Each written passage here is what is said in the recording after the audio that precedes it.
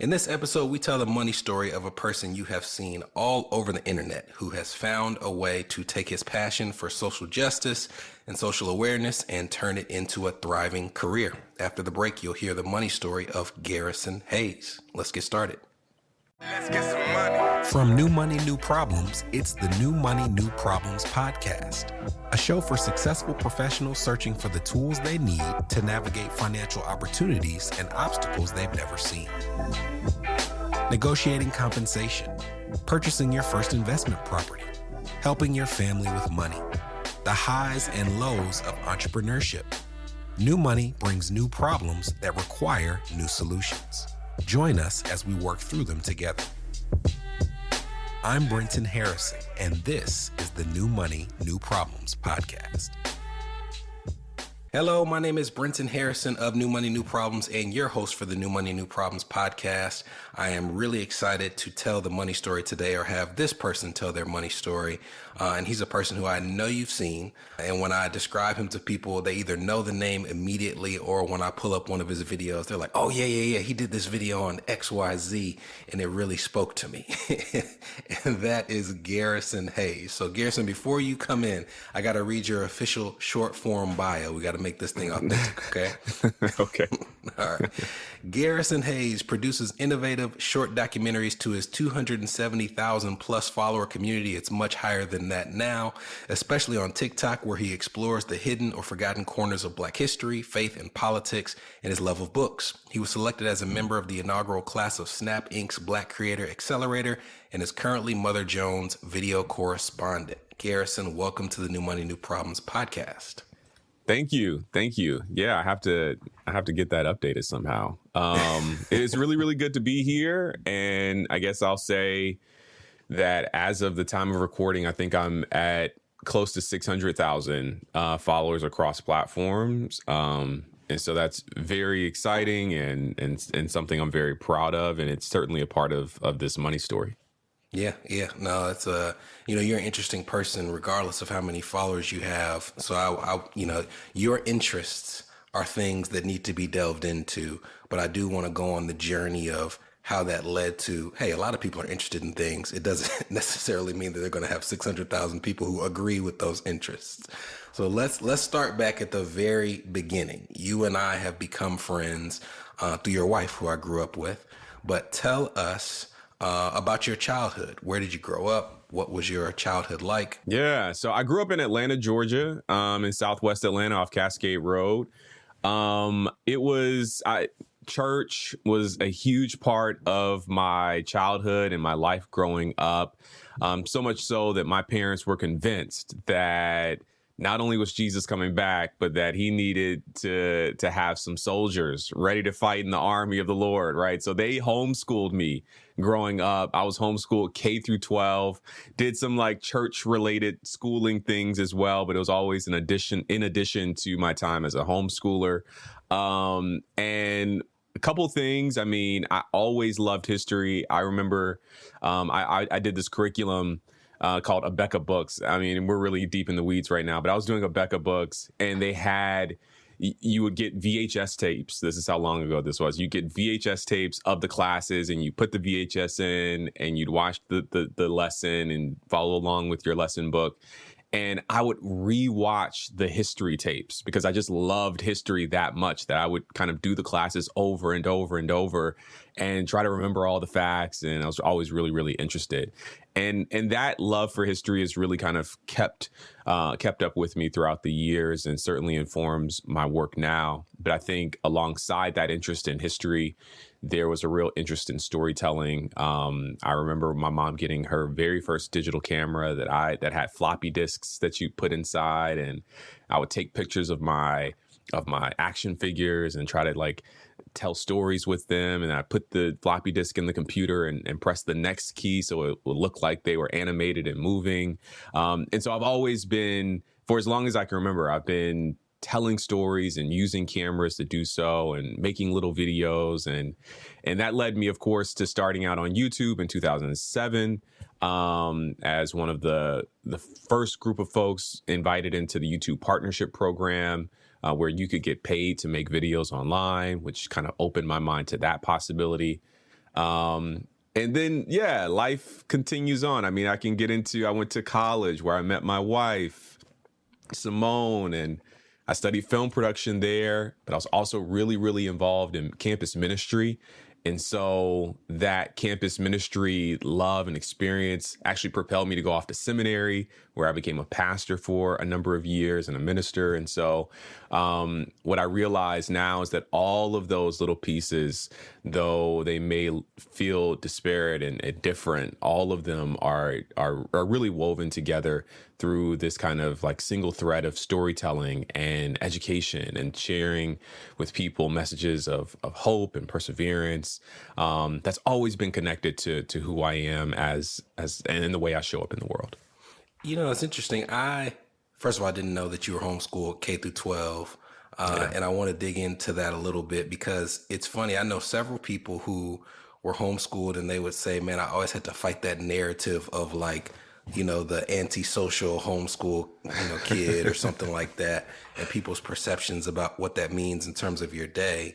And I wonder, because this is a theory of mine, if your church life had to do with some of that comfort in front of the camera, because I tell people all the time, they say that people, the biggest fear for most people in this world is public speaking. And almost everyone that I grew up with, it may not be their favorite thing to do, but they are very comfortable speaking in public because we grew up speaking in public in church all the time. Now, I don't know if that was your experience, but tell me where that second layer of, well, I love telling stories, but I'm also very comfortable doing it in front of people. Where did that come from? Oh yeah, absolutely. It came from church. No doubt. That's the beginning and the end of the story. Yeah, I mean, I've been speaking to camera as a way of like sharing messages and stuff again for almost 20 years. Like that's a significant part of my life. And so that comfort is absolutely related to the fact that it's maybe some of the first kind of independent skills and like me venturing out into the world. That was where it started for me. I mean, being homeschooled, the rumors are true. You're at home. You know what I mean?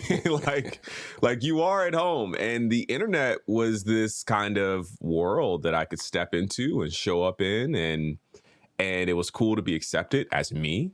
It was cool to be, to have people just to interact and make friends. I'll do a quick aside and I'll come back to your actual question.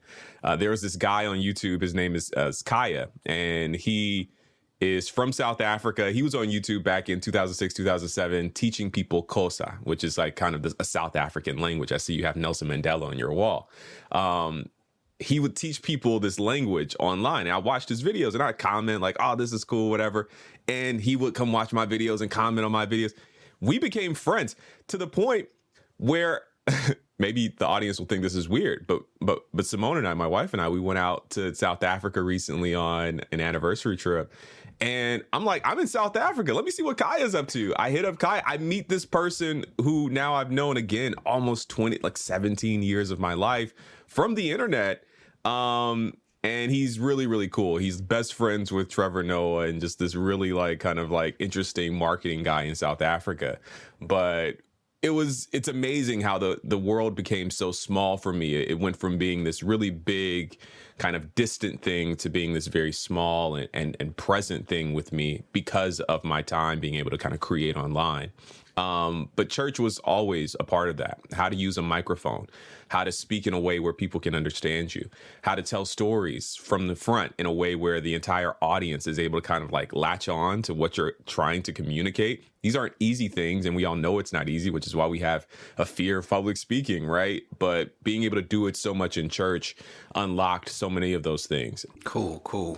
Well, let's go to some of the path. You referenced it in terms of what your early profession was, but I want to go during that period of your life where you're exploring your interests to money.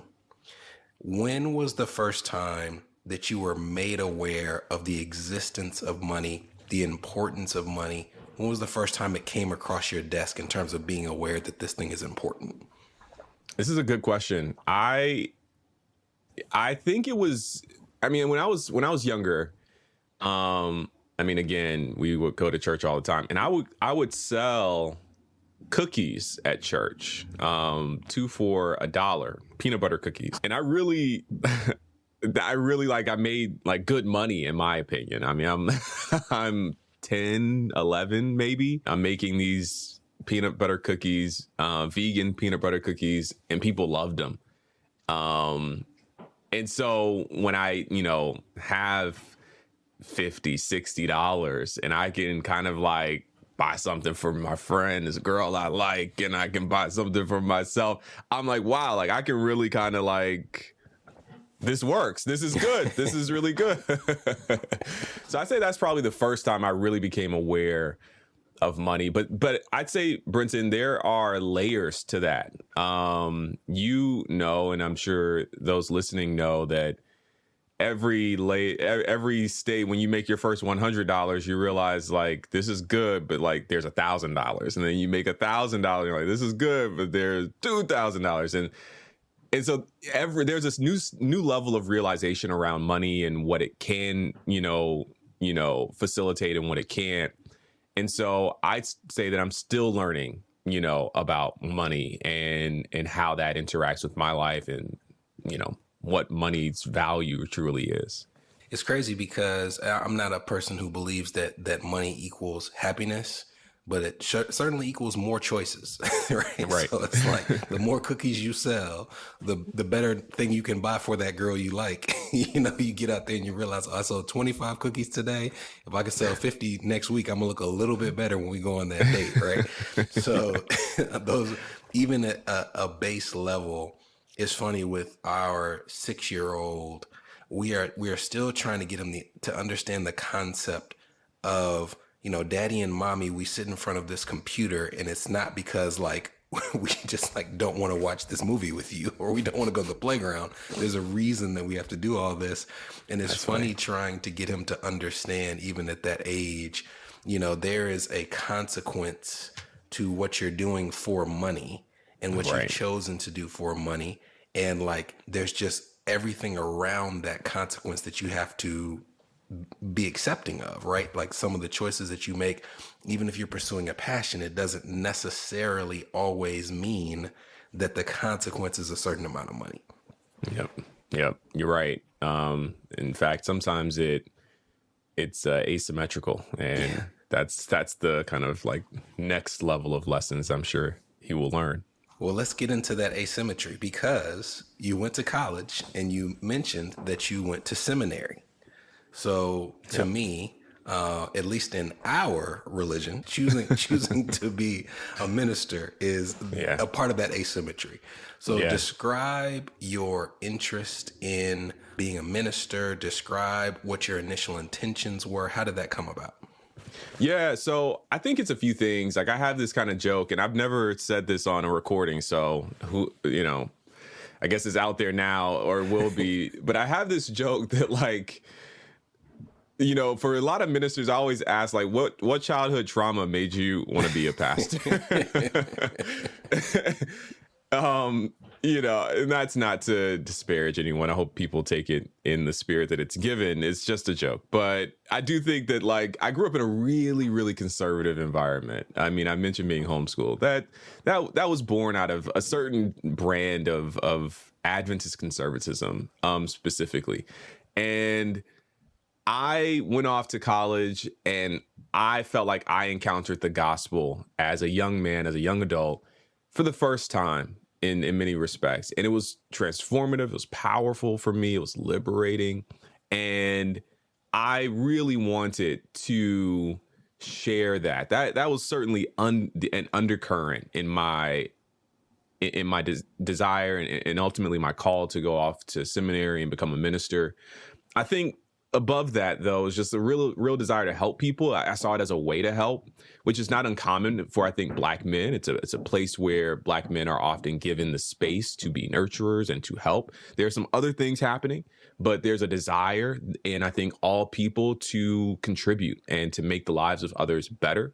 And the church is a place where that is possible, I believe, for everyone. But it's one of the few places where Black men are celebrated for being that way. And so I think about that a lot as well. And so I wanted to help. And on my campus, I was able to help people through the campus ministries office and as a chaplain. I mean, we started things and and help people. Really, truly, we made an impact. And I was invited to come back after I graduated and serve as a chaplain at my alma mater, at my undergraduate institution. And again, it was just more of that ability to help people through moments, accomplish things, provide spaces for people to connect. And I just wanted to continue to do that. And so going off to seminary made a lot of sense. And seminary, those 3 years were some of the most important years of my life. I learned so much about myself and grew in ways that I think I'm still kind of like living out some of those commitments that I was able to make in seminary. And then ultimately going off to be a pastor for about 4 years in a church was, again, a powerful and important experience in my life. And a lot of being a pastor is really being there for people. I mean, you have to run all the kind of, logistics, operations things, of course, in your church and be a part of that. But when someone has lost a loved one, it isn't really about whether or not the service went smoothly the week before. It's about your ability to be present with them and to provide for any of the needs that you can kind of help provide for using the resources that you have. And so that was a lot of that decision and a lot of what kind of motivated that decision. This is the New Money, New Problems podcast, a show for successful professionals searching for the tools they need to navigate financial opportunities and obstacles they've never seen. We'll be right back. Are you wondering what new money problems you might be overlooking in your financial life? If so, we've got great news. We've crafted the New Money, New Problems Gap Finder to identify potential weaknesses in your finances in areas ranging from budgeting, investments, insurance, and even the threat your extended family's finances could pose to your household. Please head to newmoneynewproblems.com/gapfinder to complete it today. Again, that's newmoneynewproblems.com/gapfinder to take the assessment.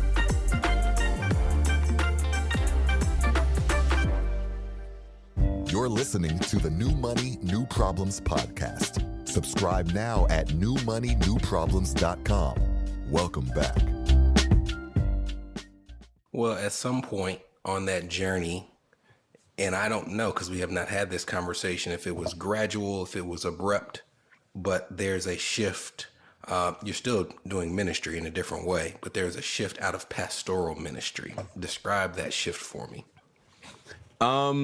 A few things. I mean, I felt that there were certain things I wanted to do in the world that I did not feel that the church was necessarily calibrated for. One thing about living in DC, you will kind of, I've always been interested in politics, but like you'll become kind of really politically kind of aware. And there's certain things I just didn't feel comfortable commenting on, knowing that I'm pastoring people across the political spectrum, right? I didn't feel comfortable kind of like, I wanted to talk about justice issues, but the truth is I would get pushed back in certain ways that I thought was a bit limiting and maybe unfair. And so these kind of like, it sent me into this kind of time of really talking to God and talking to my wife about like, what is the next phase and how is it that we can bring all of these kind of interests together? And I felt ultimately that I could kind of go online again, right? I could talk about all of these things. I make videos to this day that are certainly talking about faith and talking about scripture and how to live the best life. I talk about the history that I've always been interested in. I talk about politics and what's happening in our world. And so I felt that in many ways, like I felt this call to ministry before, and in so many ways, and I could get into the details, but I won't. I felt this call to do this kind of next phase. In many regards, people think of when you leave pastoral ministry that you've left the ministry. But I think what scripture kind of reveals is that there is a calling that God, say, calls Moses or Abraham to. And it looks different at different phases in their life. Like it's not always part the Red Sea. It's not always lead a, bunch of people through the desert or through the wilderness. Sometimes it's sometimes it's leadership, right? Like sometimes it's counseling, sometimes it's very private, but it's a call to be a certain type of person, and that's the type of person that I try to show up, right, as. What I know at this stage that I didn't exactly know when I was leaving pastoral ministry is that I would always be Pastor Garrison to someone, like no matter what, right? Like no matter where I go or what I do, I might be in an airport or walking down the street and someone will say, Pastor Hayes. And I'm like, oh, who is that? Is that me? I guess that's me forever now, right? And so the burden of being a minister and showing up in that way does not ever really leave. And I think that's a good thing. And it certainly informs, again, the way I show up online and the way I use my voice. So you come to that crucial decision, and now money comes back into the picture, at least for me, because being an Adventist minister is by no means a path to like wealth and riches. But it is a dependable paycheck, right? There is at least an every 2 weeks element to it. Now you're deciding I'm going to leave that relative level of comfort and I'm going to kind of make my own path.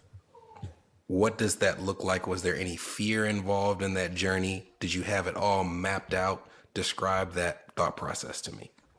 I can't say that I had it all mapped out, but I did have thoughts. I had in my mind that it was possible, and I kind of saw a few pathways to kind of get to kind of the baseline numbers I need. Okay, what do I need to like cover my car note? What do I need to have a cell phone? What do I need to be able to contribute to the bills, right? Like how can I help to keep a roof over our head, right? Like these are thoughts.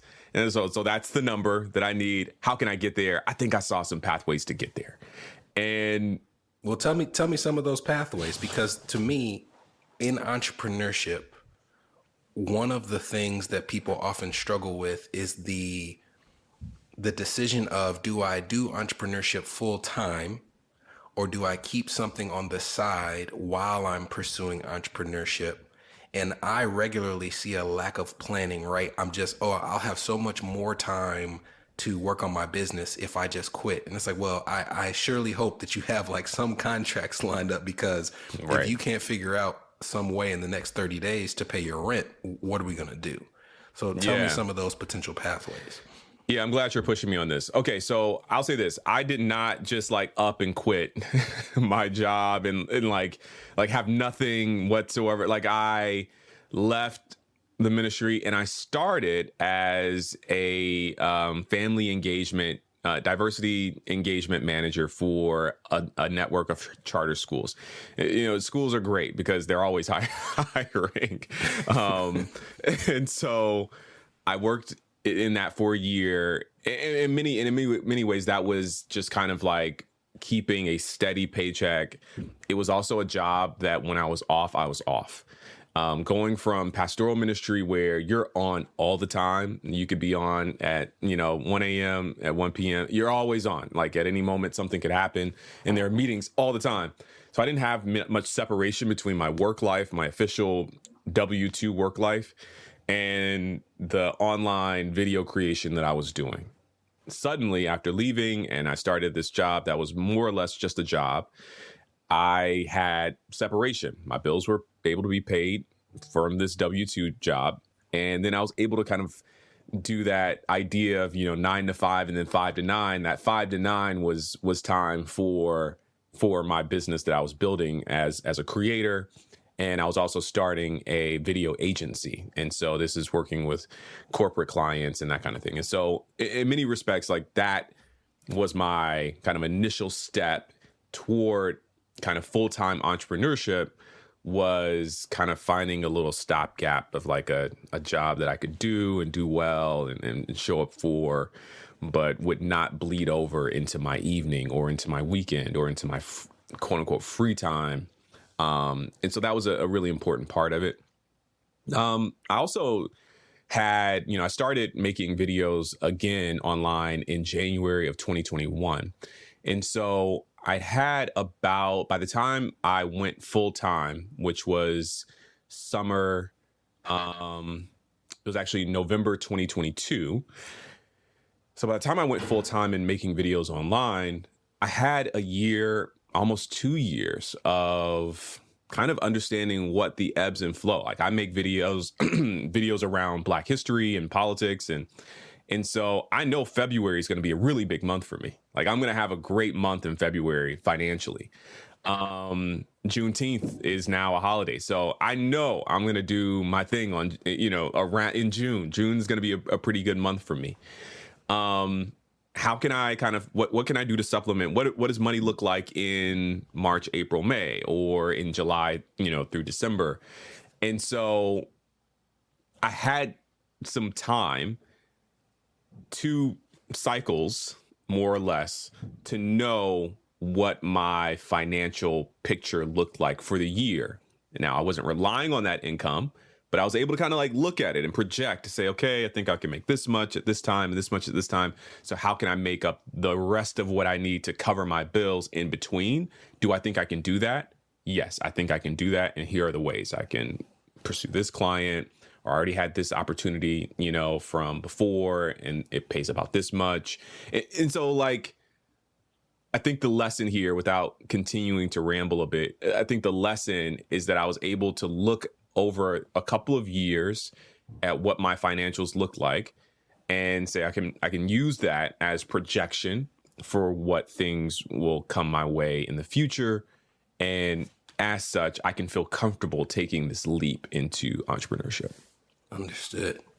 When you start making those videos again, what's the first one where maybe the videos before that had reached a certain level of viewership, but this one just exploded?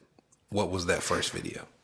It's crazy. It was my first video. My first video that I made when I started back was about books. It was like Dr. Phil was like, what books are you reading? And I did like a stitch on TikTok where like I allowed that to be the front. And then I think it got like 20,000 views. Okay, now that's not like a ton, but signal to me like, oh shoot, that's a lot for me. I'm like, I haven't made a video with 20,000 views ever, right? Like I was shocked.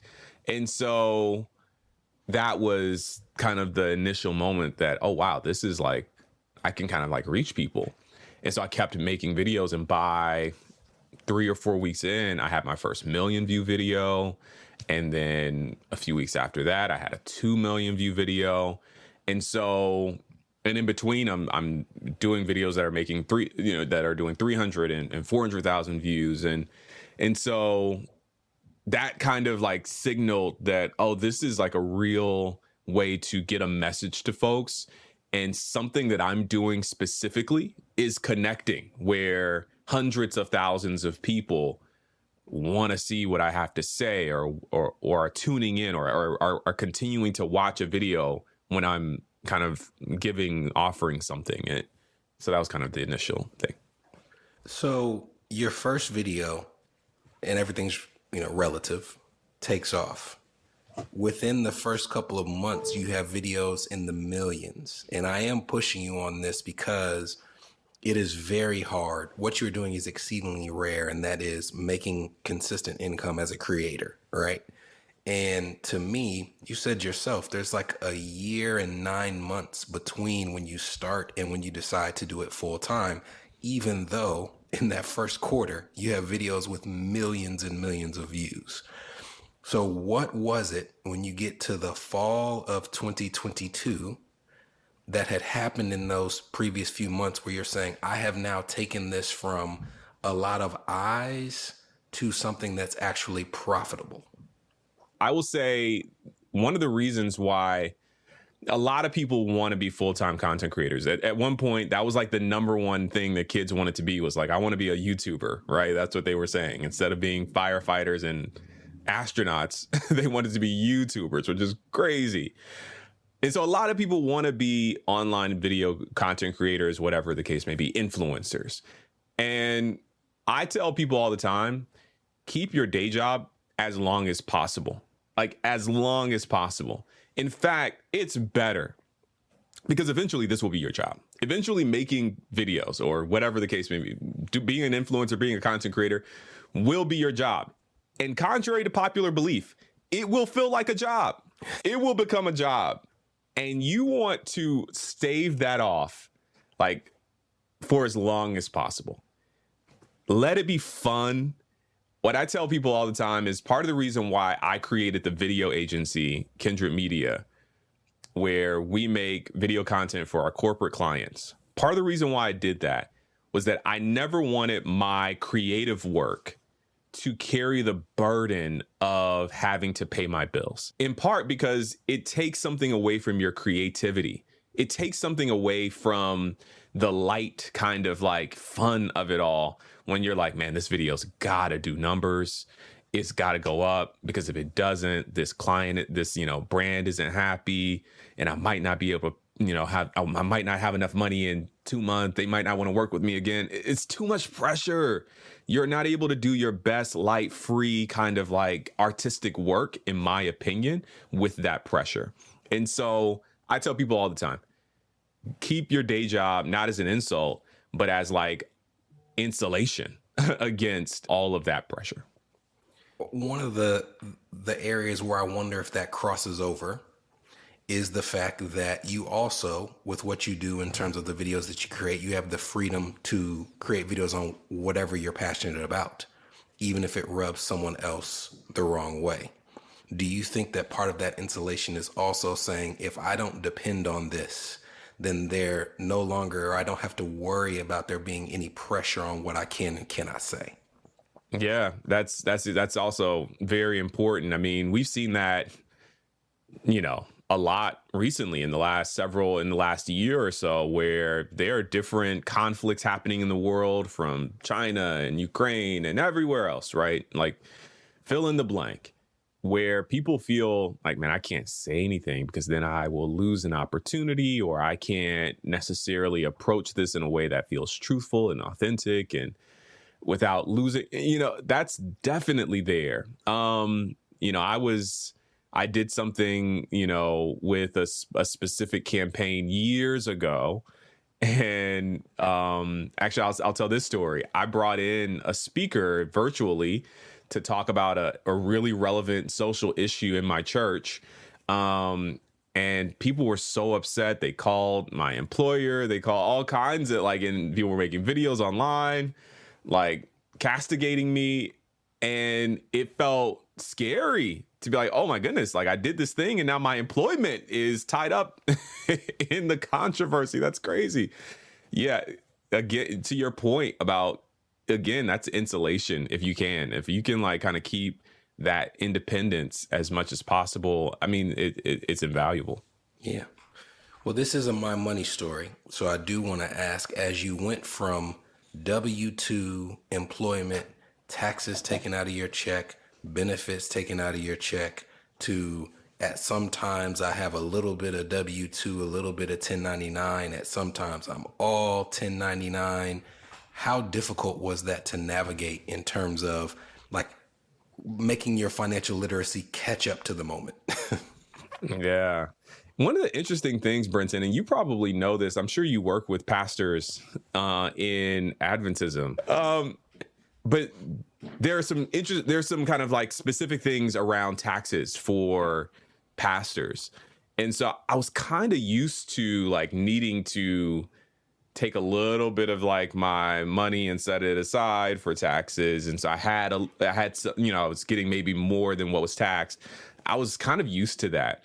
And so I've always kind of lived under my means kind of vibe. And like, so I was able to kind of do that fairly easily. As you make more money and your business becomes a bit more complicated, that's where, for me, it like stepped into the realm of confusion. Like, I don't know what's going on here. I got to do a lot of more research. I need to ask for help. And of course, that's where, financial advisors come in and are, those folks. You've been an incredible help to me in that regard. And so I think, there was some of the elements, some things I was used to, and some things I was certainly not used to. And that level of complexity is a part of that. Well, your career has come full circle, and we're starting to wrap up. you said that you started just from your genuine interest, making videos, learning about history, trying to remember the facts that you were hearing about. Now that is your profession. And we also talked about your first instances of recognizing the importance of money. And I always tell people the majority of your thoughts and feelings and attitudes about money are fully formed before you're a teenager. So I will ask you this. There is something that you brought from childhood in terms of your thoughts about money that is actually negative. It's not serving you very well, right? Like, hey, this is a part of my personality, and unfortunately, I have to combat this in order to be my best financial self. What do you think you brought from childhood that at sometimes can hamper you? Oh, I hadn't thought about this before, but as soon as you said it, it immediately sparked in my mind. Growing up, I loved to see a stack of my money. I just liked to see it. I like to see that I was stacking up those 20s or maybe eventually hundreds or whatever the case may be. But I always kept money aside in my own, I had a bank account and I like to be able to look at the number in the bank account. I think as you make more money, you realize that your money is supposed to work for you. That doesn't necessarily mean that it's making more money all the time. Sometimes it really is an expense in that it is working to save you time. And that's definitely the thing. I have really been working on that mindset of like, how do I get this money out of my savings or out of my account and into the world so that it can work for me? And I certainly wanted to make more money for me, of course, but how do I also kind of unburden myself from the feeling that like it's a waste of money to have someone do your laundry, or it's a waste of money to have someone do XY thing for you. I think that's important, and I'm still working on, this, I'm working on that. Well, the flip side of that is there's a part of what you brought from childhood that serves you well. This is something that is now a part of your DNA, how you think about money, how you earn money, where it's like, man, if I didn't have that, I couldn't have achieved all the things that I have. What do you think that is for you? I think I think I've always been an entrepreneur. I've always kind of known that like you need multiple ways to kind of like make a little something. So I would make cookies for the church. I would cut lawns in my neighborhood. I was the janitor for my church. So I'd go clean up the church after everything. I'd get my dad to take me and then I'd go clean up the church. And so I've always known that you kind of got to like have your hand in, a little bit of this, a little bit of that, and kind of, hustling, whatever. I don't love the term. It's a little overused, but definitely think that's a part of what I just maybe developed, and certainly what was instilled in me from my family. My dad had his W-2 job at Lowe's, where he was a commercial salesman for many of the construction and projects across the city of Atlanta. But he also had his own roofing company. He was also a general contractor. And we would kind of like buy burned out houses, or foreclosed homes, and him and my mom would flip them. And so there was always this kind of like, all right, let's get the work done here. Let's find ways to kind of make some money and do what's responsible with it. That was always there. And so I definitely think I bring that from my childhood, and I'm grateful for that, because much of being an entrepreneur, and especially as a creative entrepreneur, so much of it is having a few projects going at the same time. And if you aren't necessarily able as a creative to navigate that, it probably is best that you work for an agency, or that you find kind of a traditional employment job. And that's not shade. That's just like some creatives do their best work in structured environments where every day is a bit predictable. As an entrepreneur, and especially as a creative entrepreneur, there is so much that is incredibly unpredictable at times. And you're certainly working on multiple creative projects at the same time. And so being able to code switch between the janitorial work of this project and the cookie baking work of that project and the lawn care work of this project is really, really important. Powerful and informative stuff. Well, I've greatly enjoyed this, and I've enjoyed the journey of us getting to know each other better and just hearing your insights. So I am extremely appreciative of you joining and sharing your money story. And now I know this type of stuff might make you a little uncomfortable, but I would love if you could just tell us all the ways that we can find you and support you. No, first of all, thank you for having me. And you're right. It's been a real joy to get to know you. And I hope the listeners know your sense of humor as well. This guy's hilarious. And so you may not get that on the podcast, but hopefully you're following him everywhere else so that you can kind of get a little piece of that. Okay. Places where they can find me. I'm Garrison Hayes everywhere. But the exact tag changes. So on YouTube at Garrison Hayes, on TikTok at Garrison Hayes, on Twitter at Garrison_Hayes. Why do I have to, hate that? On Instagram at Garrison H. Oh, it's unfortunate. But on all of those platforms, you can click the link in my bio and find links to everything else. Well, y'all heard it straight from him. You are probably already following him, but if you are somehow not, go follow him wherever you can, because the stuff that he shares is powerful. Garrison, thank you for being a guest on the New Money, New Problems podcast. Thanks for having me.